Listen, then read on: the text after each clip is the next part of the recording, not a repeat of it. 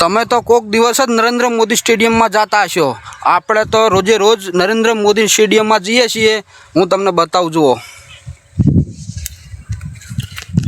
જે આ છે આ જુવાર કહે છે, જાર જો છે ને. આ ખેતર આપણા બાજુમાં આવેલું આપણા ભાઈનું જ છે. આમાં કેટલી જાર પૂંખેલી છે કોમેન્ટમાં જરૂર જણાવજો. જુઓ જાર છે ને એક નંબર.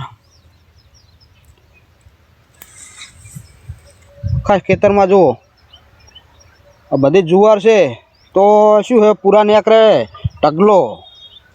આવી જાર પૂંખાય તો આવી જાર નેકરે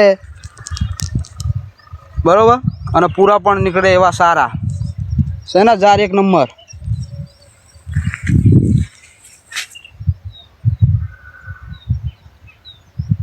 જય જવાન જય કિસાન મિત્રો.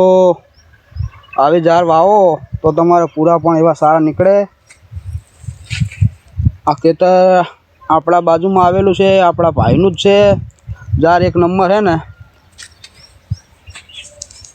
નરેન્દ્ર મોદી સ્ટેડિયમની જે પીચ આવે ને લીલી લીલી ઘાસ, એના કરતી પણ છે ને બમણું.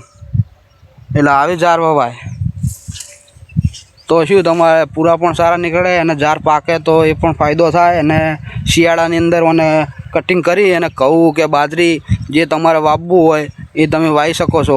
એટલે ડબલ ફાયદા થાય. તો આવા ડબલ ફાયદા કરો તો જ ખેડૂતોને પોહાય.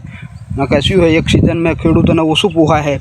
એટલે આવા બે ફાયદા થાય એવું વાવેતર કરો તો ખેડૂતોને સારો એવો માલ પાક એવો સારો થાય, અને જાર પણ એવી સારી છે.